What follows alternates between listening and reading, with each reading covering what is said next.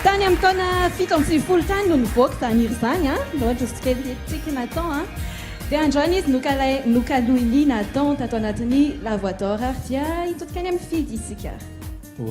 Bravo Nathan. Mahafinaritra aloha le look miezaka tena miditra tsara anatin'le ohatran'ny hoe mba le Nathan izy zany tsy nakatahaka ny le frère Anson izy fa nataony look Nathan mihitsy le izy dia bravo be.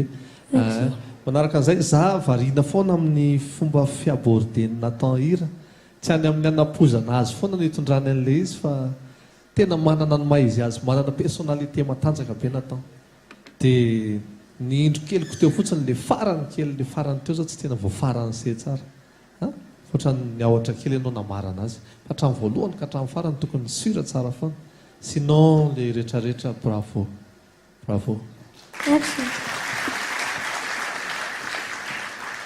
Za tena potika be amin'ny timbre-ny Nathan. Mahafinaritra be anahy le grain-ny timbre vocal-anao tena mitondra be mihitsy le izy zany e. Dommage le fin de phrase le farany le tary amin'ny farany lasa nylâchenao kely raha ohatra ka nitazominao tamin'ny tady tery ambony reto dia nylâchenao tamy ka dia nitotongana be ohatra fa mahafinaritra ka toy izy. Merci.